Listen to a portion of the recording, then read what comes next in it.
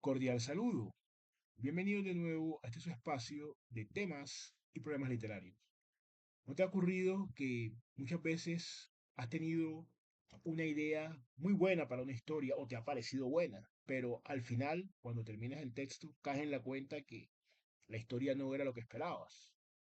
¿Por qué sucede esto? ¿Es acaso que la idea no es suficientemente atractiva y que su desarrollo no era el que esperaba sencillamente por un fallo de cálculo? ¿O hay algo más, quizá en la ejecución? Hoy vamos a conversar un poco sobre esto en esta serie de videos de consejos para escritores, no sin antes recordar que soy Sundiata Keita, escritor, miembro fundador del colectivo artístico Epísteme Colombia y su anfitrión en este su espacio. Pues bien, por principio debemos decir algo y dejarlo establecido muy claramente. Muchas veces el problema, como lo tratamos en un video ya bastante anterior, y la importancia, y el problema y la importancia, dos caras de la misma moneda, no están tanto en la idea, sino en la ejecución. Es decir, podemos tener una idea que sea innovadora, que sea atractiva, que tenga posibilidades de materializarse con éxito, pero la ejecución es lo que falla. ¿Esto por qué sucede? Vamos a hablar de algunos fallos que eh, yo por lo menos personalmente también los he atravesado y he cometido. No sé, también ustedes si han cometido alguno, por favor vayan dejándolo en los comentarios. Lo primero, ustedes saben que acá en el canal partimos de la tesis del núcleo narrativo, ¿no? Cómo esta em, forma en la cual organizamos las ideas contiene todo el universo expansivo de esa historia, de la trama, está contenida en ese núcleo. Entonces eso se refleja primordialmente en el conflicto, y ahí está el primer fallo. Es un conflicto realmente donde no hay claridad.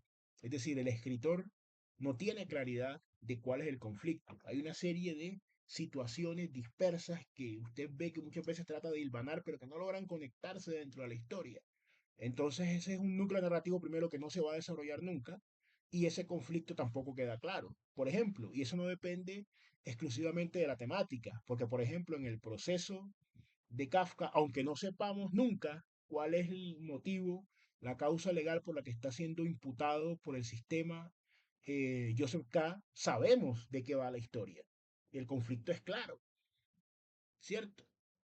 Así no sepamos uno de los motivos y permanezca oculto. Este es un buen ejemplo, porque muchas veces decimos, no, es que la temática es compleja y por eso llegamos inclusive a tener el atrevimiento de decir que es que la gente no entiende lo que quise. No, muchas veces no es que no entienda, sino que el conflicto no tiene claridad, no es sólido porque no es claro, no se sabe de qué va la historia. Queremos contar muchas microhistorias y como amalgamarlas de alguna forma, pero eso no logra suceder.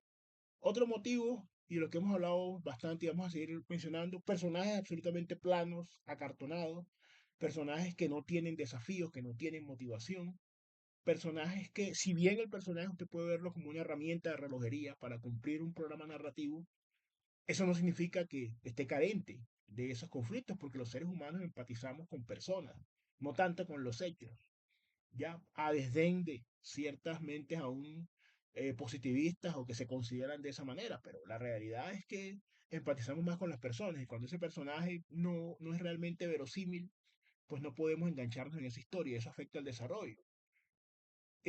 También hay otra circunstancia, esa circunstancia tiene que ver sin duda con algo que muchas veces los norteamericanos designan como show don't tell, es decir, muéstralo, no lo digas.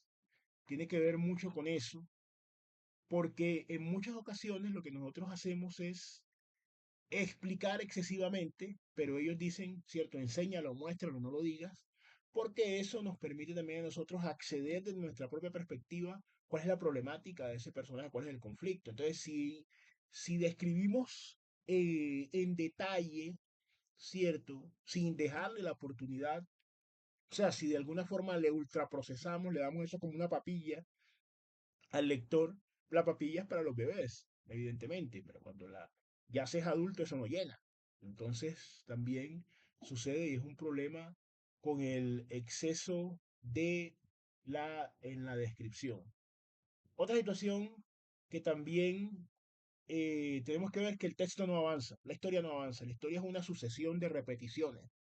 Y evidentemente hay, por supuesto, momentos de tensión y resolución, y eso es perfectamente natural, pero en esos momentos primero el personaje tiene un aprendizaje, tiene un cambio, y llevan a una secuencia final. Pero hay novelas donde eso no sucede.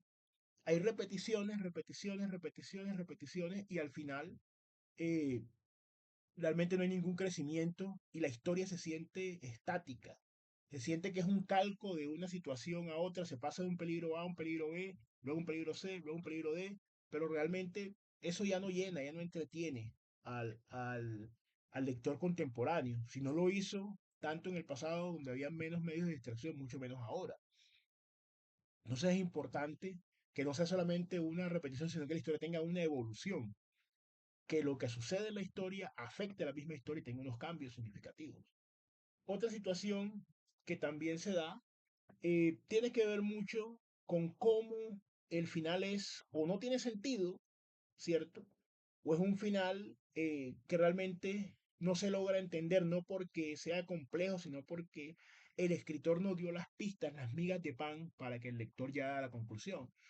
Por ejemplo, estas novelas, digámoslo así, detectivescas, policíacas, de género que aún continúa, cuando todas las pistas, ¿cierto?, apuntan hacia un personaje y al final tratando de dar un giro, entonces aparece un personaje que no es, pero usted no sembró ninguna pista para esa conclusión, pues el lector se siente estafado, porque ¿cómo así? Y además siente que su inteligencia está siendo insultada. ¿Cómo así que este era cierto, el responsable de los hechos cuando ningún elemento marcaba para eso? O un final débil, un final donde no hay una gran resolución, o la resolución es demasiado fortuita. Yo recuerdo esta novela pues, que de Viaje al Centro de la Tierra. Yo no he leído toda la obra de Verne, pero pienso, de las que he leído, pues yo pienso que es la más flojita. Y ese final que tiene, esa forma, cómo se resuelve, cómo salen por un volcán y cómo todo mágicamente, pues realmente una novela que de por sí es débil, que tiene todas estas características. O bueno, todas no, la mayoría, porque el conflicto, digamos que sí queda claramente establecido. Cómo este profesor de mineralogía, su sobrino y la otra persona, pues, cómo ellos descubren lo de Ernest Canuson y el viaje al me perdonarán la pronunciación del apellido, pues creo que es sueco este personaje que viajó al centro de la Tierra y que el profesor encuentra el pergamino y todo lo demás, los que han leído la novela saben a qué me refiero. Digamos que hay un conflicto claro, pero después se van dando todos estos clichés, ¿cierto? Y todos estos fallos que hemos mostrado. Pero bueno, queremos conocer tu opinión. ¿Cuáles otros fallos consideras que matan una buena historia? Es decir, pese a que la idea sea buena, sea una idea con potencial, no una idea, digámoslo así, muy, muy gastada o demasiado superficial, una idea con potencial, pero que sin embargo no haya llegado a su resolución. Queremos que por favor nos lo dejes saber en comentarios. Siempre es un gusto compartir con ustedes. Los invitamos a suscribirse al canal, también a compartir el contenido, a comentar como siempre para esta retroalimentación. No siendo más, nos veremos en un siguiente episodio de Episteme Colombia Literatura.